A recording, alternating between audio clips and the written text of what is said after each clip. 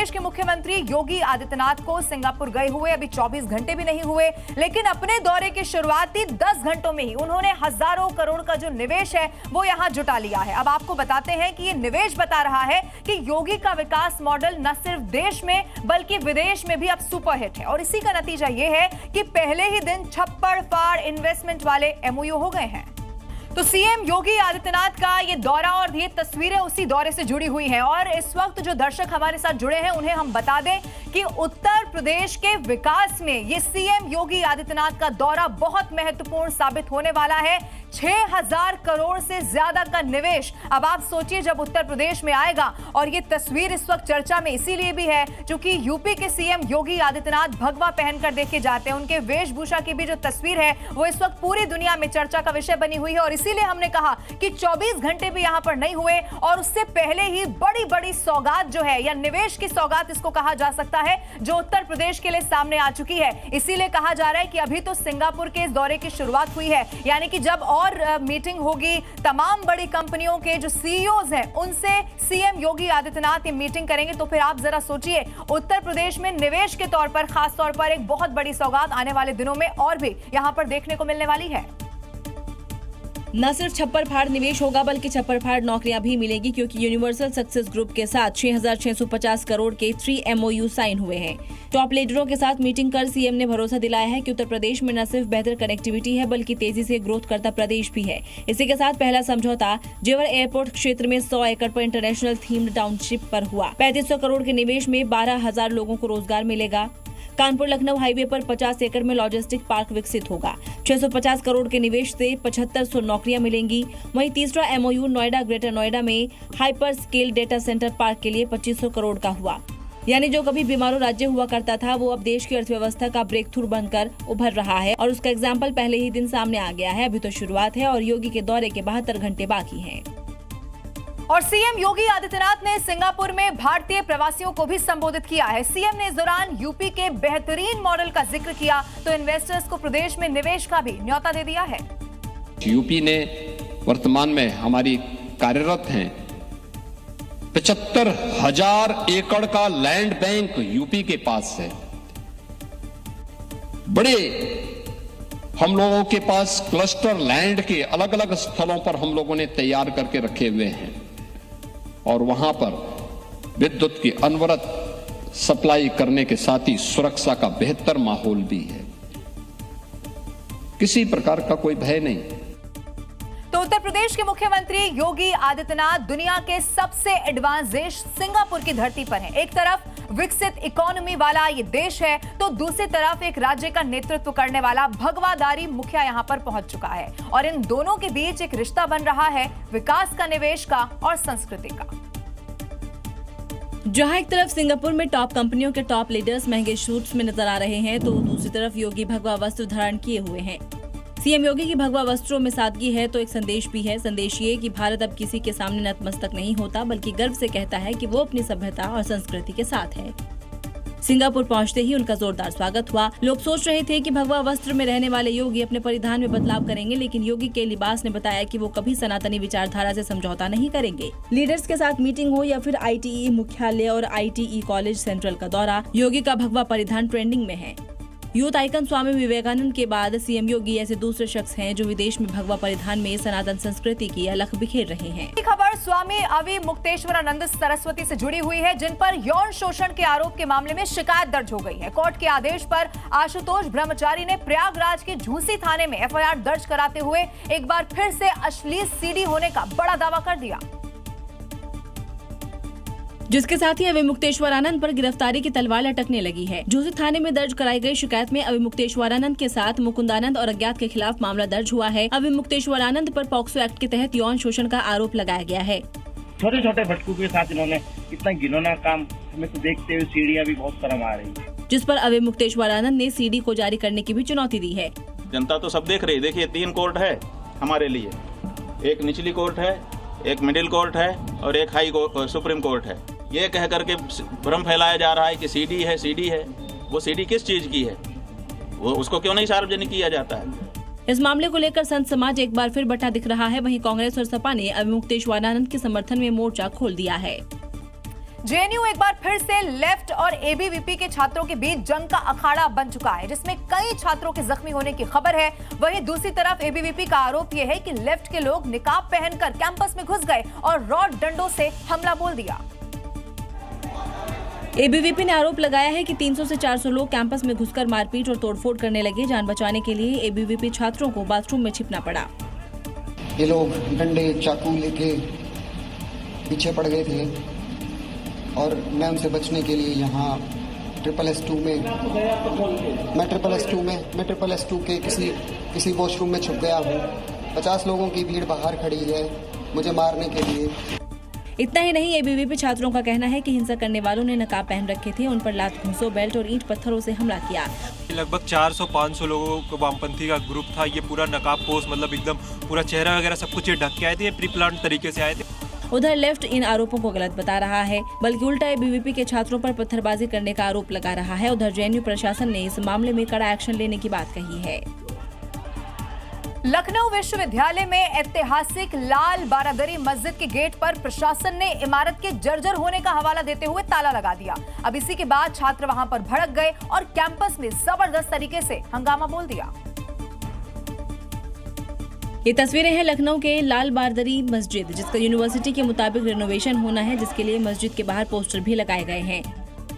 University ने इस वजह से मस्जिद में ताला लगा दिया है और इसी के साथ विवाद शुरू हो गया। मस्जिद को खुलवाने की मांग को लेकर छात्र धरने पर बैठ गए। इतना ही नहीं, छात्रों ने मस्जिद में लगे तालों को फावड़े से तोड़ने की कोशिश की। जब मस्जिद का ताला नहीं खोला गया तो अजान मस्जिद के बाहर कर दी गई, फिर नमाज भी बाहर पढ़ी गई। इफ्तार भी यूनिवर्सिटी की सड़क पर की गई।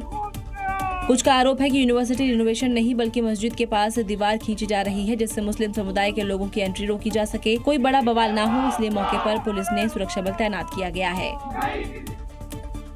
और अब आपको बताएंगे कि कैसे मध्य प्रदेश की मोहन सरकार प्रदेश के मंदिरों के लिए खास तौर पर काम करे। दरअसल इसके बेहतर संचालन के लिए टेंपल मैनेजमेंट कोर्स यहां पर शुरू करने जा रही है और इसका जो सीधा मकसद है वो मंदिरों में प्रोफेशनलिज्म लाने के साथ ही रोजगार के नए द्वार खोलना भी रहेगा। लेकिन कांग्रेस ने इसे मंदिरों के निजीकरण की कोशिश करार दे दिया है, तो मुसलमान भी अब इसके विरोध में उतर आए हैं। मोहन सरकार के इस फैसले से उज्जैन के महाकालेश्वर से लेकर खंडवा और ओंकारेश्वर ज्योतिर्लिंग जैसे मंदिरों को आने वाले दिनों में बेहतर प्रोफेशनल्स मिल सकते हैं। इसी प्रकार से हमने विश्वविद्यालय से जोड़ करके इनमें टेंपल मैनेजमेंट मंदिर प्रबंधन के लिए अकादमिक पाठ्यक्रम बनाने का निर्णय किया है, जिस पर सियासत शुरू हो गई है। सीधे जिस तरह से आपने अडानी जी को एयरपोर्ट दिया, रेलवे दिया, मंदिर भी दे दीजिए।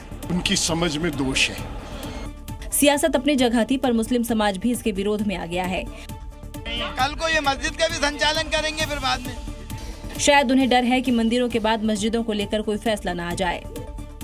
गुजरात में राजकोट के इतिहास का सबसे बड़ा बुलडोजर अभियान चलाया गया। अब इसी में 1450 से ज्यादा अवैध ठिकानों को जमींदोज कर दिया गया और इस मेगा डिमोलिशन में 700 से ज्यादा नगर निगम के कर्मचारी और 1500 से ज्यादा पुलिसकर्मी शामिल हुए। अवैध निर्माण पर जब बुलडोजर गरजता है तो तस्वीर कुछ ऐसी ही होती है। बुलडोजर के रास्ते में जो भी आता है जमींदोज हो जाता है। राजकोट में 1489 अवैध निर्माण को गिराने के लिए मेगा डेमोलिशन ड्राइव चलाई गई, जहां बुलडोजर ने अवैध निर्माण को मिट्टी में मिला दिया।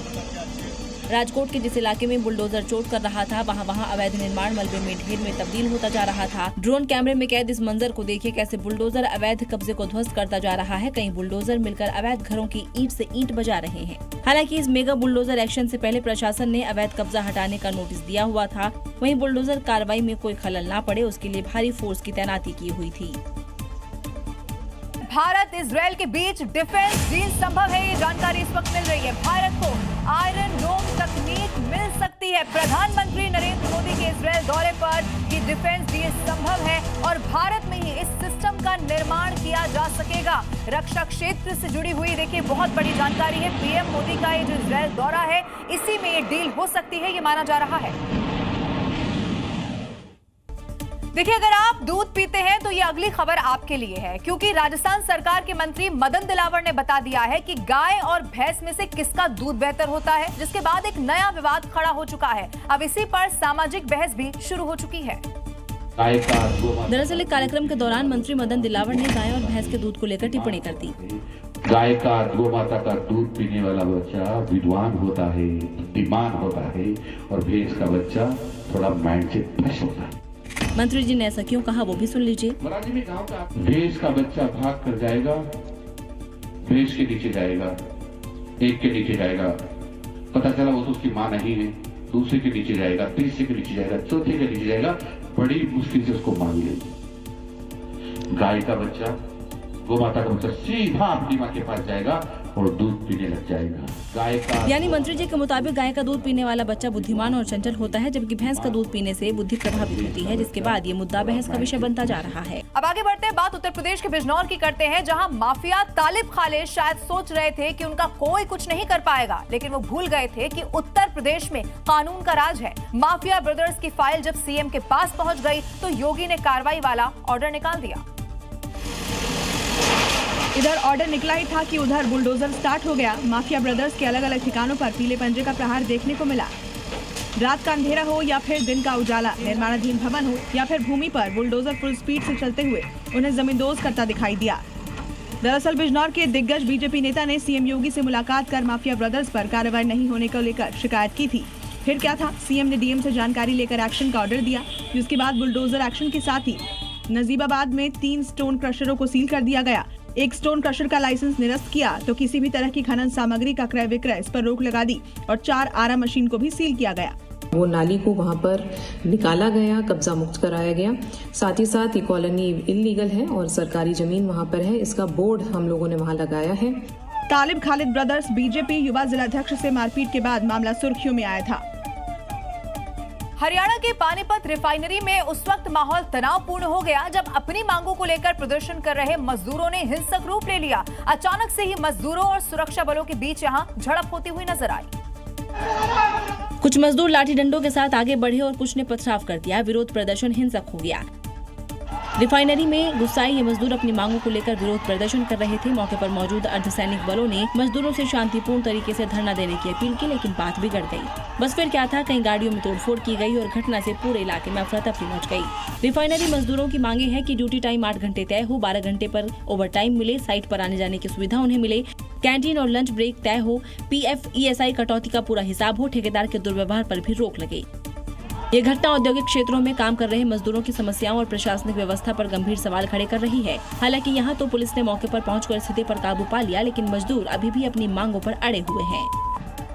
मध्य प्रदेश के जबलपुर हाईवे पर रेलवे ओवरब्रिज का एक बड़ा हिस्सा ढहने से भोपाल जबलपुर मार्ग अब बंद हो गया है। लोगों को लगभग 45 किलोमीटर का चक्कर काटकर जबलपुर अब जाना पड़ रहा है। हादसे की जानकारी मिलते ही अधिकारी भी मौके पर जा पहुंचे और पुल पर आवागमन को पूरी तरह से बंद करा दिया गया। हैरान करने वाली बात यह है कि इस पुल का एक हिस्सा हाल ही में गिर गया था, जिसके बाद ग्रीन पर्दा और बांस की बल्लियों से सुरक्षा घेरा बनाया गया था और अब एक बार फिर से इसका हिस्सा गिर पड़ा। राहत की बात यह है कि रेलवे ट्रैक को पुल गिरने से नुकसान नहीं पहुंचा है। एक ब्रिज पहले गिर चुका था, दूसरी तरफ आज गिरा है। इसके लिए पहले SDM को बताया गया, यहाँ के शासन प्रशासन को बताया गया।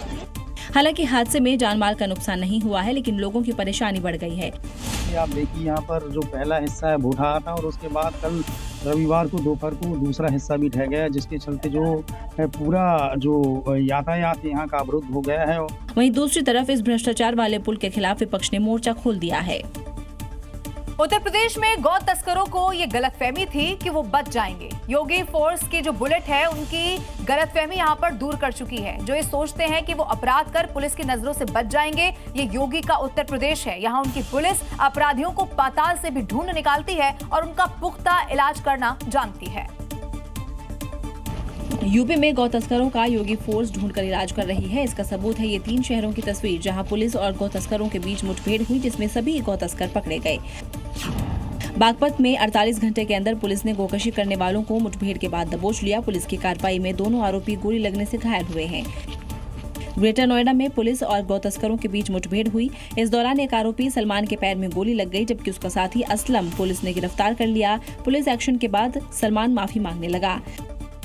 हमसे गलती होगी सर, हम आज के बाद नहीं करेंगे सर। बलिया में भी 25,000 के इनामी गौ तस्कर को पुलिस ने एनकाउंटर के बाद शिकंजे में ले लिया है। दरअसल यूपी पुलिस की चेकिंग के दौरान जब पुलिस ने मोटरसाइकिल सवार को रोकने की कोशिश की तो बदमाश ने पुलिस पर फायर कर दिया, लेकिन पुलिस के एक्शन से गौ तस्कर बबलू नट। असम के सीएम हिमंता बिस्वा शर्मा का बड़ा बयान अब आपको बताते हैं। असम कांग्रेस के कई हिंदू नेता भारतीय जनता पार्टी में शामिल होने वाले हैं, ये बहुत बड़ी खबर है। कब कौन शामिल होगा, सब प्लान तय है, ये हिमंता ने कहा। ये बड़ी खबर इस वक्त बता रहे हैं, हिमंता बिस्वा शर्मा का बयान सामने आया। There is a time who will join in 27, who will join in 29, who will join in 2031. There is a schedule is with me. And they will go accordingly schedule. There are very important that somebody joins also before 2029 Lok Sabha. For me, Assembly, Lok Sabha, all are important. So BJP has already started preparation for 2029 Lok Sabha election. So we have a schedule when who should join. इधर cyber fraud के खिलाफ Mathura police ने operation clean चलाया था, जिसमें पकड़े गए 34 आरोपियों को कोर्ट में पेश किया गया। उससे पहले इन सभी आरोपियों की पुलिस ने परेड बकायदा निकाल दी। पूछताछ में बड़ा खुलासा हुआ है कि ज्यादातर आरोपी मेवात के रहने वाले हैं। वो लोग हैं, ये आरोपी हैं। आप देख सकते हैं कि जो मेवात के रहने वाले हैं और बिशंबरा और जंघावली में आकर यहाँ पर ये अपराध को अंजाम दे रहे थे। लोगों की गाढ़ी कमाई को हड़पने वाले इन साइबर अपराधियों को पुलिस ने थाने के बाहर परेड की। 35 लोगों को मथुरा पुलिस ने छापा डालकर सुबह 4 बजे, जब ये सावधान नहीं थे, तब पकड़ा है। उसमें से 45 जो है फरार हो गए और ये परेड करा रही है पुलिस। हालांकि जब चोरी पकड़ी गई तो देखो कैसे खुद को बेकसूर बता रहे हैं। ये क्या करते थे? डेयरी पे काम करता हूँ पनीर। तो ये क्यों साइबर फ्रॉड में नाम आया? नहीं तो सुबह तैयार हो रहे। मैं बिजली विभाग में काम करूँ जी, मैं तो बिजली विभाग में काम करूँ। पुलिस का दावा है कि पकड़े गए सभी आरोपियों के खिलाफ पुख्ता सबूत हैं। मध्य प्रदेश की बात करते हैं, जहां शिवपुरी में पुलिस से अभद्रता करना 2 आरोपियों को बहुत महंगा पड़ गया। पुलिस ने दोनों आरोपियों का जुलूस निकालकर उन्हें कानून का सबक सिखा दिया। आरोपी कान पकड़कर पुलिस से माफी मांगते हुए नजर आए। ये जो दोनों आरोपी कान पकड़कर चलते नजर आ रहे हैं और माफी मांग रहे हैं, ये वही हैं जिन्होंने पुलिस से हाथापाई और गाली गलौज की थी। दरअसल मामला झांसी तिराहा के पास का है, जहां 2 पक्षों के बीच झगड़े के दौरान बीच बचाव करने पहुंचे आरक्षक से आरोपियों ने गाली गलौज और धक्का मुक्की की थी। घटना के बाद पुलिस ने तुरंत कार्रवाई करते हुए दोनों आरोपियों को गिरफ्तार कर लिया और सरेराह जुलूस निकाल दिया। पुलिस ने दोनों आरोपियों के खिलाफ कई धाराओं में केस दर्ज कर लिया है और पुलिस की इस कार्रवाई को लेकर शहर में चर्चा है कि क्या ये कानून का सख्त संदेश है या सार्वजनिक शर्मिंदगी का तरीका। उत्तर प्रदेश के हापुड़ की बात करते हैं, जहां 2 पक्षों के बीच पुरानी रंजिश को लेकर जबरदस्त पथराव हो गया। दोनों ही पक्षों के लोग अपने अपने घरों की छतों पर आ गए और एक दूसरे पर जमकर ईंटों की बरसात कर डाली, जिसकी शुरुआत मामूली कहासुनी से हुई थी। दोनों पक्ष के पथराव की वजह से गांव में काफी देर तक दहशत का माहौल बना रहा। दोनों ही पक्ष ईंट और पत्थर लेकर छत पर पहुंच गए और एक दूसरे पर जमकर ईंट पत्थर चलाने लगे।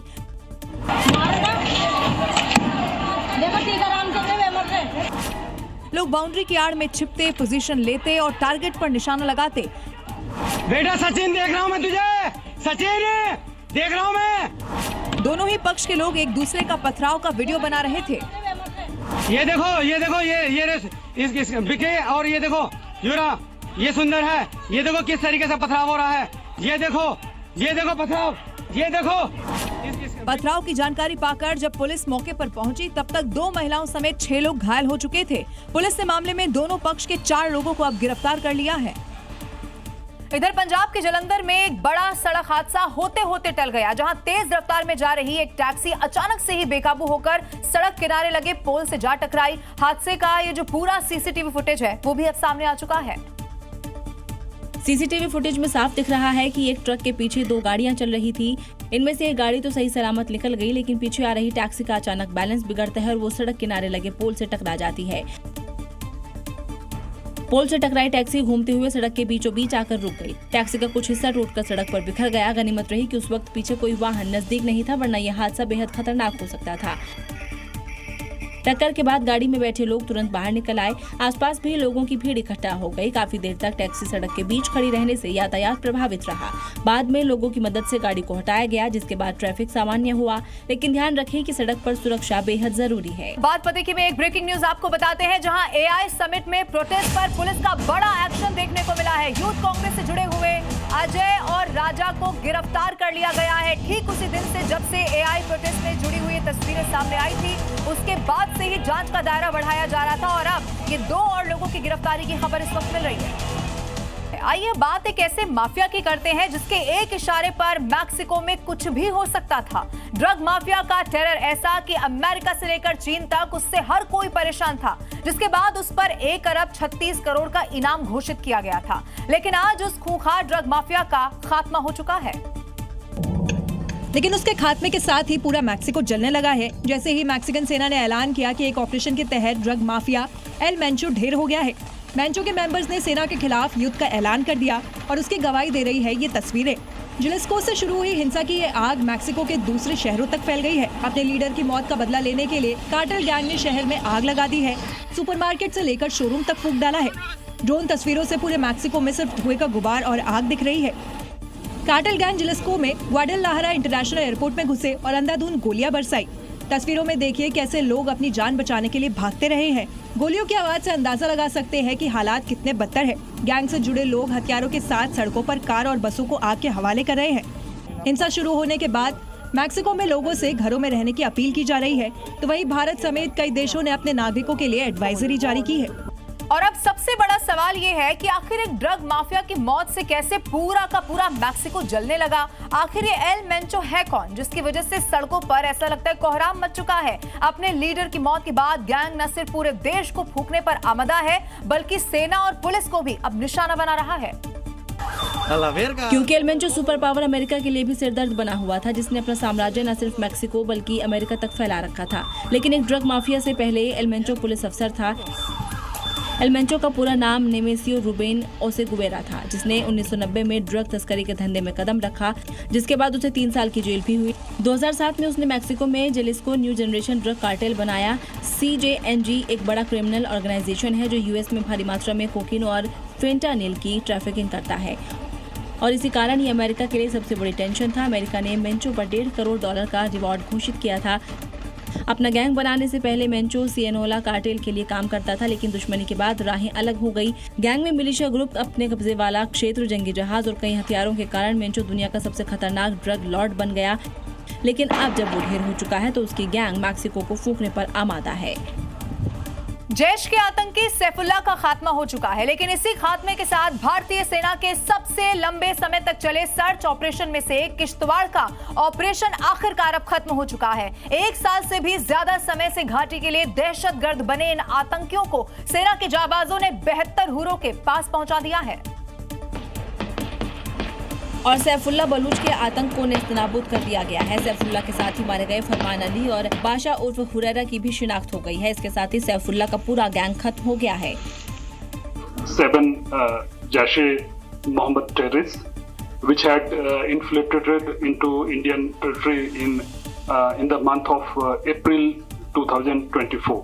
इन आतंकियों के पास से भारी मात्रा में मौत का सामान बरामद हुआ है, जिसमें AK-47 से लेकर M4 अमेरिकन राइफल तक शामिल है। मैगजीन और कारतूस के साथ ही खजूर और मेवे बरामद हुए हैं। जम्मू कश्मीर के किश्तवाड़ के छात्रू इलाके में एक बड़ी कामयाबी सुरक्षा बलों को हासिल हुई, जबकि 3 पाकिस्तानी आतंकियों को सुरक्षा बलों ने ढेर किया और करीबन 326 दिन चले इस ऑपरेशन में सैफुल्लाह का पूरा ग्रुप 7 आतंकियों का यहाँ पर ढेर कर दिया गया। इसके साथ ही मुनीर और आतंक के आकाओं की और साजिश का सेना ने अंत कर दिया है। अगली खबर देश की राजधानी दिल्ली से जुड़ी हुई है, जहां के मालवीय नगर में नॉर्थ ईस्ट की रहने वाली महिलाओं के साथ नस्ल भेदी टिप्पणी का मामला सामने आया, और जहां एक कपल ने इन महिलाओं से बदतमीजी की है, और वो भी सिर्फ इसीलिए कि पीड़ितों के यहां AC लगाने के दौरान आरोपियों के बालकनी में धूल गिर गई थी। जबान पे काबू रख अपनी। बस इतनी सी बात पर आरोपी दंपति ने उनसे झगड़ा करना शुरू कर दिया। आरोपियों ने भी झूठे आरोप लगाकर पुलिस भी बुला ली। तुम क्या बोला? हम दारू पीते। मेरा रूम चेक करो, एक भी चीज मिला ना उसके बाद देखेंगे। पीछे करके बात कर। देखा ना, उंगली पीछे करके बात कर। आरोप लगते ही पीड़ित महिलाएं बिफर पड़ी और मामला मसाज पार्लर जैसे आरोपों तक पहुंच गया। चलाती हूँ। इस बीच दूसरी पीड़ित का पारा हाई हो जाता है। काफी देर तक ये हाई वोल्टेज ड्रामा चलता रहा। पुलिस के समझाने पर आरोपी वहां से चले तो गए, लेकिन एक और नस्लीय टिप्पणी करते हुए दिल्ली पुलिस ने आरोपी दंपति के खिलाफ मामला दर्ज कर लिया है। मैटर नस्लीय भेदभाव का बिल्कुल भी नहीं है, क्योंकि दोनों पड़ोसी हैं, आपस में बहुत टाइम से रह रहे हैं। एक दिन पहले भी बात हुई थी। आरोपी दंपति अपने ही देश के एक हिस्से के लोगों के साथ ऐसी हरकत पर बुरी तरह ट्रोल हो रहे हैं।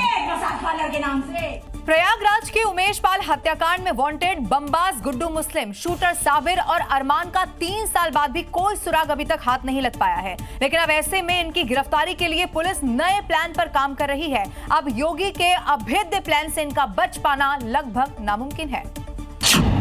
आखिर उमेश पाल की हत्या के बाद ये तीनों कहां गायब हो गए, ये बहुत बड़ी पहेली बना हुआ है। कई राज्यों में तलाश के बावजूद भी पुलिस इनका कुछ पता नहीं लगा पाई है।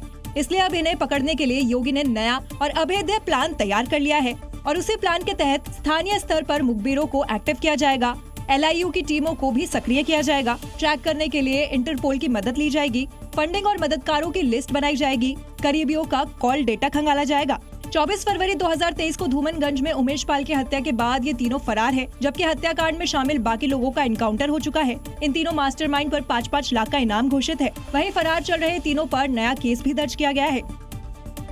उत्तर प्रदेश का माफिया अतीक अहमद अब कब्र में जा चुका है, लेकिन एक बार फिर से उसी के नाम से दहशत फैलाने की कोशिश की जा रही है। अतीक का गुर्गा गुड्डू बमबाज, जिसने उमेश पाल पर बम फेंका था, अब उमेश पाल की पत्नी को धमकी इस वक्त दी जा रही है सोशल मीडिया के माध्यम से। लेकिन धमकीबाज भूल गए कि प्रयागराज से माफिया राज खत्म हो चुका है, लेकिन फिर भी वो कानून हाथ में लेने की कोशिश कर रहे हैं। तभी तो उमेश पाल की पत्नी जयापाल को धमकी दे रहे हैं। जयापाल का आरोप है कि उनके मोबाइल पर अतीक अहमद 890 नाम की ID से धमकी भरे वीडियो भेजे जा रहे हैं। धमकी देने वाला उस वीडियो का इस्तेमाल कर रहा है जो कि गुड्डू बमबाज का उमेश पाल पर बम फेंकते सामने आया था। वो कहते हैं कि यानी क्योंकि जो जिस प्रकार से हत्या का अंजाम दिया, उन्होंने लगाया है कि आज समय तुम्हारा है, कल समय हमारा होगा।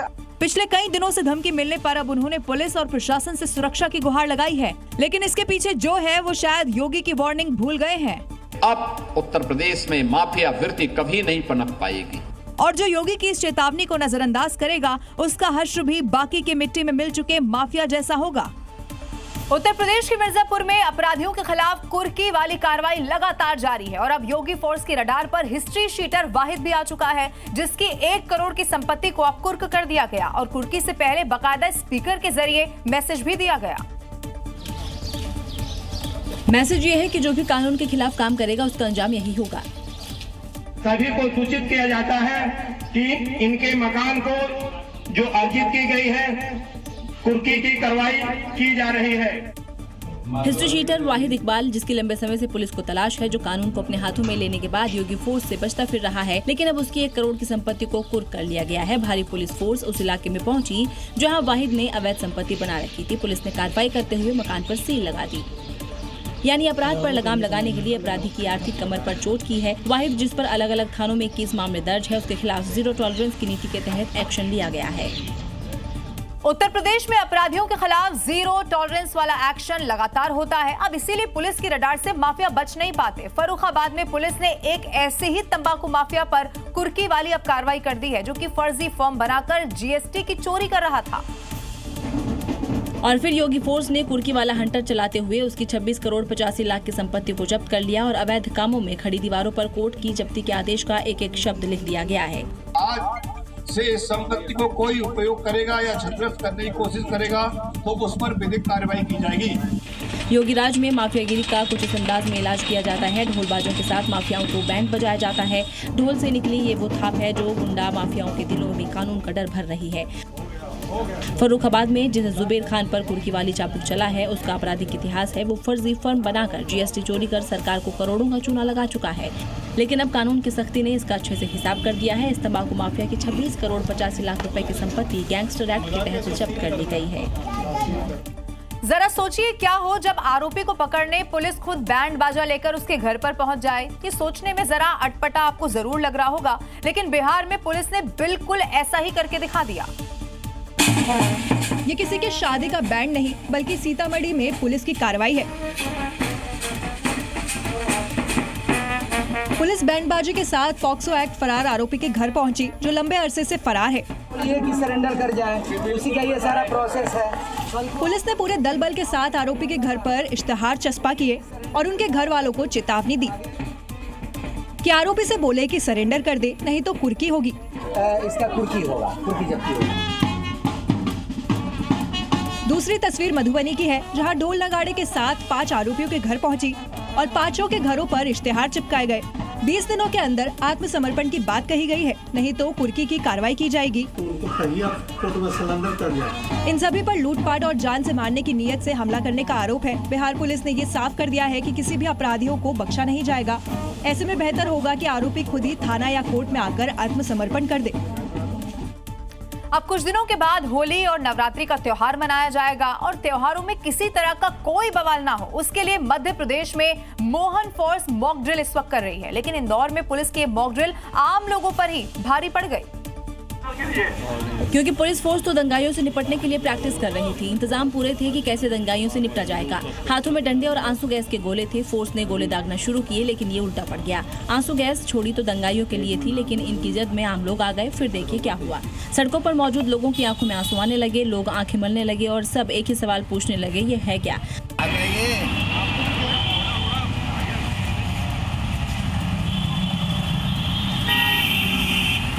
चल पाएगी भैया गाड़ी ऐसे अगर। अब सवाल है कि मोहन फोर्स की मॉक ड्रिल दंगाइयों के लिए थी या फिर आम लोगों के लिए। अगर आप भी अपने घर से दूर रहते हैं और होली पर अपने घर जाना चाहते हैं लेकिन टिकट नहीं मिलती है, तो अब आपको परेशान नहीं होना है। अगली खबर आप ही के लिए है। बस आपको पैकिंग करनी है, क्योंकि भारतीय रेलवे होली पर घर जाने वाले यात्रियों के लिए एक बहुत बड़ी खुशखबरी लेकर आ गया है। होली पर यात्रियों की भीड़ को देखते हुए रेलवे ने 700 से ज्यादा विशेष ट्रेन चलाने का फैसला किया है। उत्तर रेलवे की तरफ से होली पर 350 विशेष रेलगाड़ियां चलाई जाएंगी। 26 फरवरी से 4 मार्च तक दिल्ली के 4 प्रमुख स्टेशनों पर विशेष बंदोबस्त रहेंगे। होली पर यात्रियों की भीड़ नियंत्रित करने और सुरक्षा सुनिश्चित करने के लिए तैयारियां पुख्ता हैं। स्टेशनों पर कंट्रोल रूम बनाए गए हैं, जिससे 24 घंटे निगरानी होगी। इसके साथ ही यात्रा सुविधा शिविर भी बनाए गए हैं। स्टेशन पर आरपीएफ के जवान तैनात रहेंगे। स्टेशन पर अनारक्षित टिकट वाले यात्रियों को विशेष सुविधा भी दी जा रही है, जहां से वो गाड़ी प्लेटफॉर्म पर लगने के बाद यात्रा कर सकेंगे।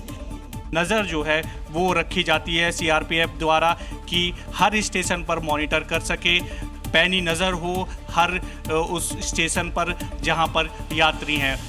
कुल मिलाकर रेलवे के इस फैसले से उन हजारों लोगों को राहत मिलेगी जो कि होली पर अपने घर जा रहे हैं।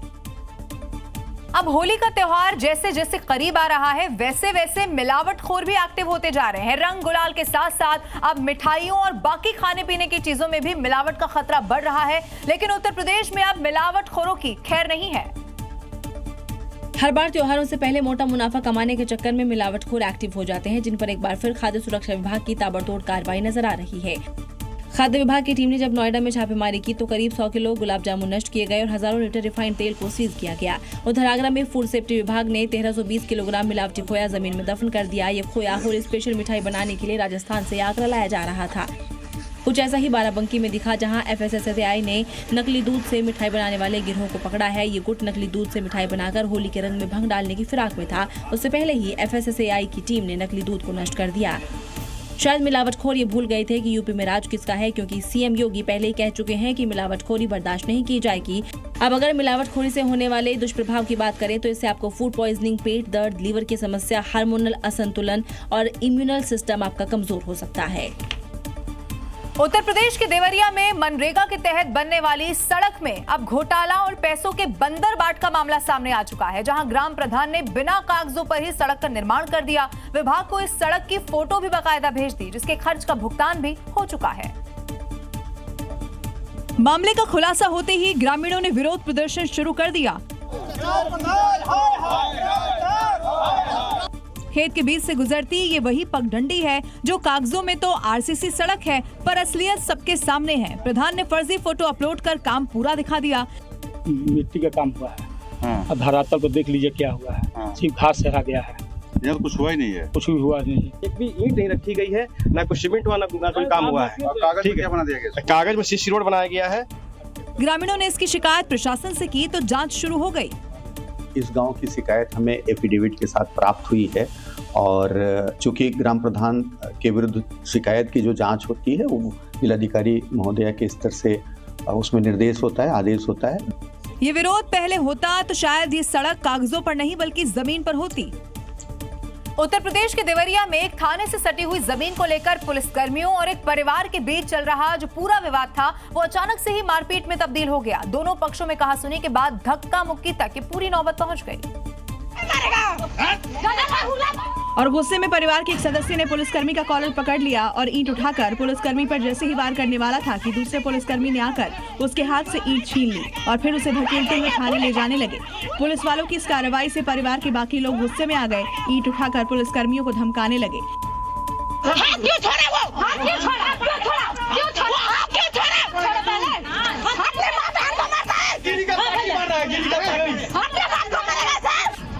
ये पूरा विवाद थाने से सटी जमीन को लेकर चल रहा था।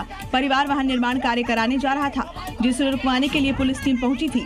इस बीच दोनों पक्षों में कहासुनी हो गई, जिसने देखते ही देखते झड़प का रूप ले लिया। अक्सर लोग सालों पुरानी चीजों को कबाड़ समझकर फेंक देते हैं, लेकिन जरा रुकिए और अब आप सोचिए कि जिसे आप कबाड़ समझकर फेंक रहे हो वो अगर आपको करोड़पति बना दे तो क्या होगा। बिल्कुल ऐसा ही हुआ जालंधर के एक शख्स के साथ, जिसका 105 साल पुराना ट्रैक्टर 1.25 करोड़ रुपए में बिक गया है। 105 साल पुराना ये वही ट्रैक्टर है जो कुछ समय पहले तक एक खंडरनुमा मकान में धूल फांक रहा था। तब किसी ने सोचा भी नहीं था कि कबाड़ की तरह पड़ा ये ट्रैक्टर अपने मालिक को एक दिन करोड़पति बना देगा। आज लास्ट वाली देख लो जी, 1 करोड़ 25 लाख का बिक गया जी। ये चला है यूएस से, लास्ट टाइम दर्शन कर लो सारे जी। इस विंटेज ट्रैक्टर को एक विदेशी कंपनी ने 1.25 करोड़ रुपए की मोटी कीमत पर खरीदा है। दरअसल ये ट्रैक्टर बीते जमाने की एक ऐतिहासिक अनमोल विरासत है, जिसे अब कैलिफोर्निया के म्यूजियम में रखा जाएगा।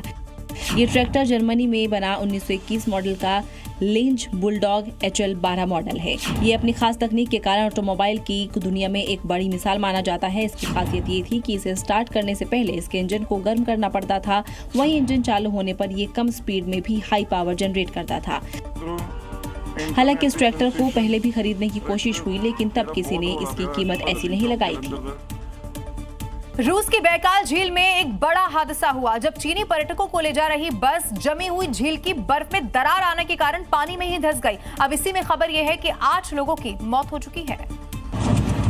ये हादसा उस समय हुआ जब बस झील को पार कर रही थी। जमी हुई झील की सतह पर अचानक करीब 3 मीटर चौड़ी दरार आ गई, जिससे बस सीधे पानी में गिर गई। देखते ही देखते पूरी बस झील के ठंडे पानी में समा गई।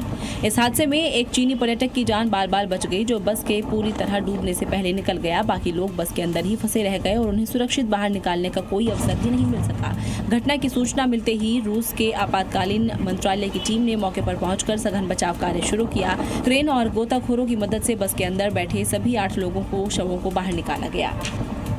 रूस के सोची शहर से एक बहुत ही दिल दहला देने वाली घटना सामने आई है, जहां रोमांटिक सैर पर निकला एक कपल समुद्र की खतरनाक लहरों की चपेट में आ गया और देखते ही देखते समंदर जिंदगी बहा कर ले गया। वीडियो में साफ दिख रहा है एक कपल समुद्र किनारे घूम रहा है, तभी अचानक तेज लहरें उठी और रोमांटिक सैर भी बदल गई। वायरल वीडियो में दिख रहा है कि तेज लहरें आई और लड़की को बहा ले गई।